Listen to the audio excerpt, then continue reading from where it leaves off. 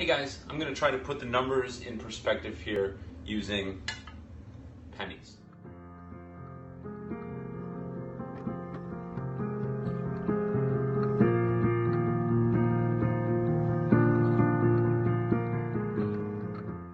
Okay, here we go. We have 8,000 pennies here. Now, these pennies are going to represent the world's population of almost 8 billion. Let's try to visualize what 10% of the world's population would look like.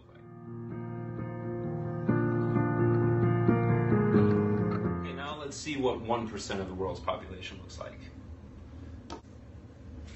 So we've got 8,880. That's 1% of the world's population. Okay, now let's see what 1/10 of 1% of the world's population looks like. 1/10 of 1% of the world. Now in 2020, roughly 60 million people died, represented by these 60 pennies right here. Guess how many of these 60 pennies, even if we go by their numbers, guess how many of these 60 pennies were from the thing that we're not allowed to talk about right now? The thing that's changed the entire world.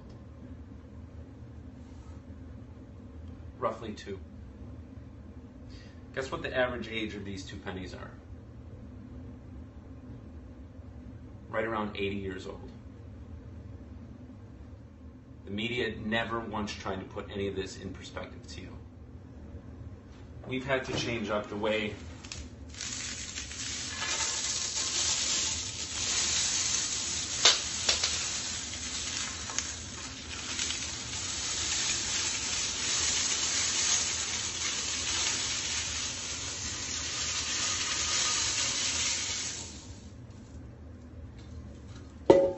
all of these 8,000 pennies have to live their lives.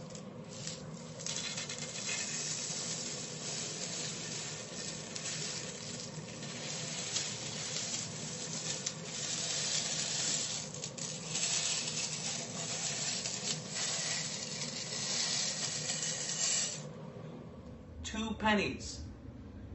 Average age around 80. So now all the kids, all the people, think the businesses, everything that was destroyed over this, changing our way of life, everything. Think about that. Is this adding up? Does this make sense?